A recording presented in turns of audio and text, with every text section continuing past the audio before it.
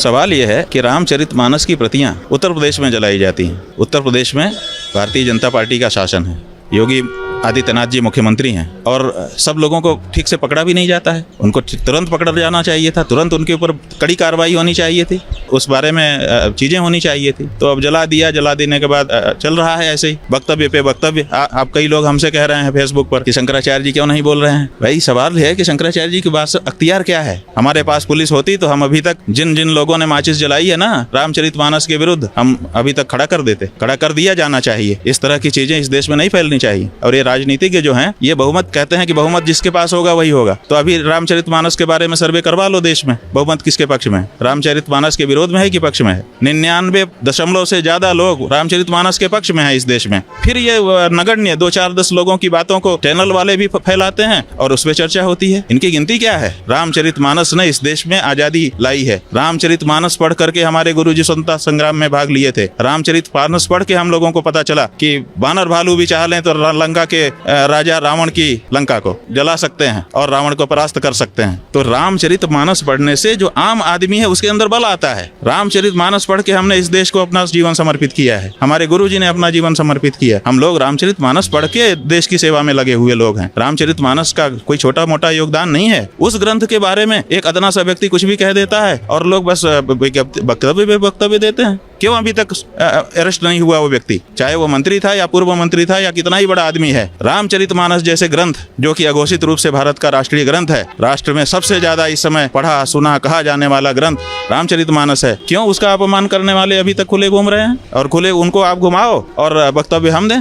ये कैसे होगा। कड़ी कार्रवाई, उनको अरेस्ट किया जाना चाहिए, फास्ट ट्रैक कोर्ट बैठा देना चाहिए कि भाई धर्म ग्रंथ का अपमान सबसे बड़ा अपमान होता है। अगर वो दोषी हैं उनको दंड करो, आपके कानून में जो भी दंड की व्यवस्था है वही कर दो। हम कहते हैं 1 दिन की सजा करो, लेकिन सजा तो कर दो, सजा याफ्ता तो हो जाए। वो क्यों नहीं कर रहे हो आप, उसमें क्यों विलम्ब करते हो। अब मुकदमा भी पंजीकृत हो जाएगा तो 15 साल बाद फिर जब उनके विपक्ष में एक नेता खड़ा होगा तब फिर वो मुकदमा खुलेगा, नेता नहीं खुलेगा। ये जो तरीका है इसके कारण सबका मन बढ़ा रहता है। ये लोग राष्ट्रद्रोही हैं, इन पर राष्ट्रद्रोह का मुकदमा चलाना चाहिए।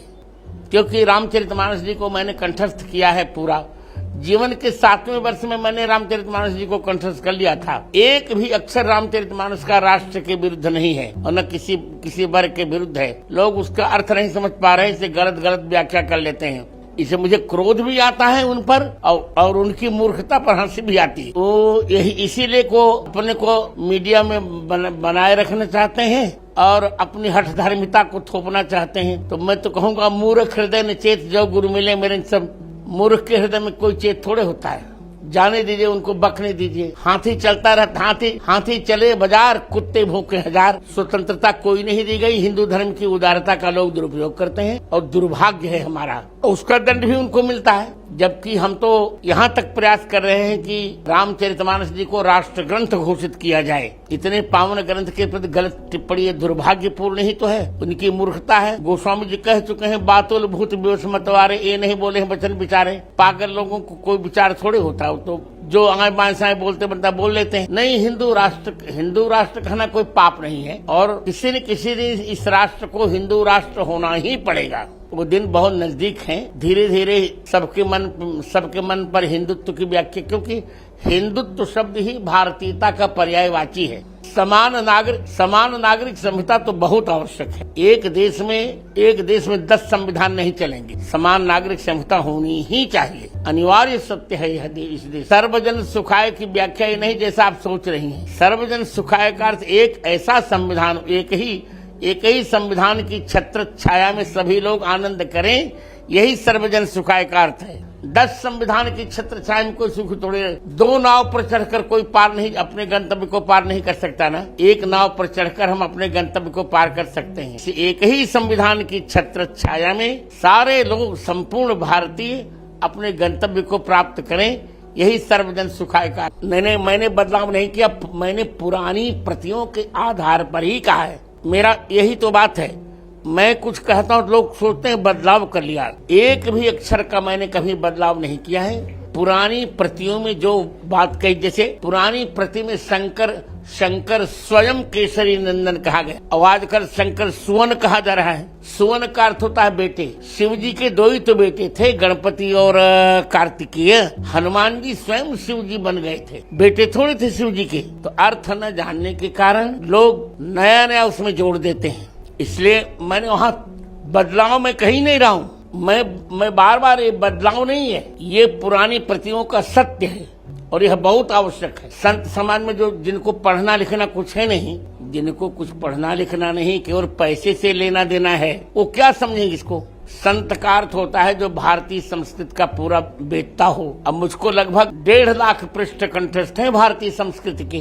तो आज तो संतों को बस पैसे से ही लेना देना, टका धर्मश टका कर्म टकई परम तप, तो क्या समझेंगे आप बताओ। यहाँ तक कि रामचरितमानस में भी 4200 त्रुटियां की गई पुरानी प्रति को छेड़छाड़ करके। इसे मैंने अलग से संपादन भी रामचरितमानस का किया। मुझ पर मुकदमा भी चलाया गया। अंत में हाई कोर्ट ने मेरे पक्ष में निर्णय दिया।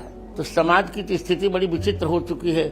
सही कोई कुछ कह ही नहीं रहा है, न किसी को देखे। सबको सबके लिए समय है। आज संतों को भी पढ़ने लिखने के लिए समय नहीं है। इस पर मेरी व्याख्या भी है, महावीरी व्याख्या छपी है अंग्रेजी हिंदी दोनों में। हनुमान चालीसा में 5 चौपाइयों में इन लोगों ने छेड़छाड़ किया है। पहली चौपाई है छठी, शंकर स्वयं के स्थान पर शंकर सुवन कर दिया।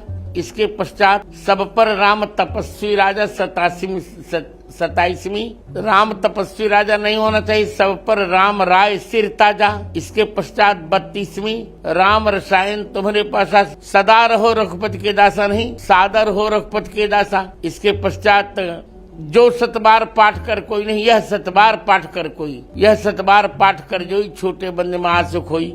तो ये हनुमान चालीसा की वास्तविकता है। और मैं तो मानता हूँ बहुत लाभ होता है हनुमान चालीसा पढ़ने का प्रत्येक भरत मनुष्य को, और हिंदू को ही नहीं, जिसको भी कल्याण चाहिए प्रत्येक व्यक्ति को हनुमान चालीसा का पाठ करना चाहिए। नहीं, बहुत दुर्भाग्यपूर्ण। एक बात मैं कहूँ, राम तुम्हारा वृत्त स्वयं ही काव्य है, कोई कभी बन जाए सहज संभाव्य है। पहली बात यह है, ऐसी फिल्म नहीं बननी चाहिए, और जो फिल्म बनाते हैं वो उसके उन ग्रंथों के वेदताओं से संपर्क करें, ज्ञाताओं से संपर्क करें, तब बनाए। जैसे रामानंद सागर ने जब बनाई तो हम लोगों से संपर्क करते थे। बहुत से पट संवाद हम लोगों से स्वयं लिखवाए उन्होंने। इसलिए रामानंद सागर की फिल्म बहुत भले टीवी थी, धारावाहिक था, पर बहुत प्रसिद्ध हुआ। उतनी प्रसिद्धि किसी को हो नहीं पाई। तो फिल्म वालों को भी सोचना चाहिए कि अपने मदान्ध हो जाते हैं ना, तो इनको किसी परिणाम की चिंता नहीं रहती, उसका परिणाम इनको अंत भोगना पड़ता है।